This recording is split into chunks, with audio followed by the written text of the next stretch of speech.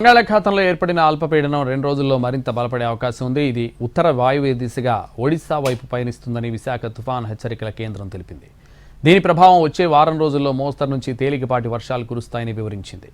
అల్లూరి, పార్వతీపురం, మన్యం, ఏలూరు జిల్లాల్లో భారీ వర్షాలు కురవనున్నాయి.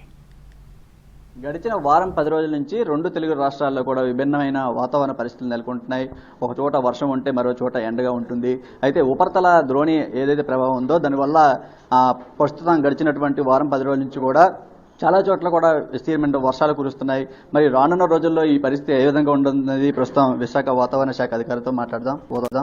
ఉపరితల ఆవర్తన పరిస్థితి ఎలా ఉంటుంది, అల్పపీడనం ఏ విధంగా బలపడిపోతుంది, మొత్తంగా చూసుకుంటే వర్షాలు ఏ విధంగా ఉండిపోతుంది.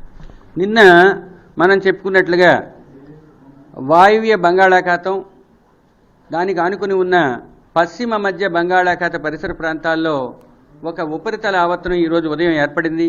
ఆ ఉపరితల ఆవర్తనం మరింత బలపడి ఇప్పుడు వాయువ్య బంగాళాఖాతం దానికి ఆనుకుని ఉన్న ఒరిస్సా తీర ప్రాంతంలో అది ఒక అల్పపీడనంగా పరిణమించింది. ఈ అల్పపీడనంతో అనుబంధంగా 7.6 కిలోమీటర్ల ఎత్తు వరకు ఉపరితల ఆవర్తనం కొనసాగుతుంది.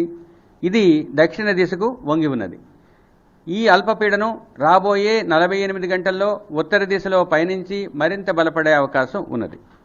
దీనితో పాటు రాష్ట్రంలో అనగా 17 డిగ్రీల అక్షాంశం వద్ద ఒక షియర్ జోన్ రన్ అవుతుంది. ఆ షియర్ జోన్ 3.1 నుంచి 5.8 కిలోమీటర్స్ ఎత్తు వరకు విస్తరించి ఉన్నది. అది కూడా దక్షిణ దిశకు వంగి ఉన్నది.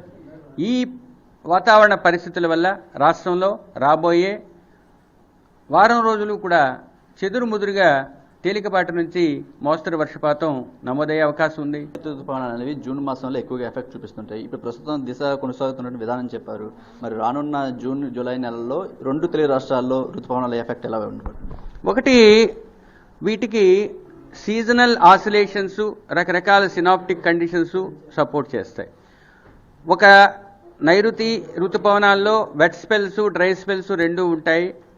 ఇది కంటిన్యూస్గా వర్షాలు పడటం, కంటిన్యూస్గా ఇదవ్వటం జరగదు. కాబట్టి ఇప్పుడు ముందు వచ్చినంత మాత్రాన అది రాబోయే పరిస్థితులను అదేమీ ఇండికేట్ చేయదు. కాకపోతే ముందు మాన్సూన్ వచ్చినందువల్ల దానికి తగ్గట్టుగా నీటి యాజమాన్యం, మిగతా వ్యవహారాలని చూసుకోవాలని మాత్రమే సూచిస్తుంది. రానున్న 2-3 రోజుల పాటు కూడా విస్తారంగా వర్షాలు కురిసే అవకాశం ఉంటుంది. ముఖ్యంగా ఈ ఏర్పడినటువంటి అల్పపీడన ప్రభావంతో ఒడిశా ప్రాంతంలో అది బలపడే అవకాశం కూడా కనిపిస్తుంది. దీని ప్రభావంతో 2 తెలుగు రాష్ట్రాల్లో కూడా రానున్న 2-3 రోజుల పాటు కూడా మోస్తారు నుంచి భారీ వర్షాలు కూడా కురిసే అవకాశం స్పష్టంగా కనిపిస్తుంది.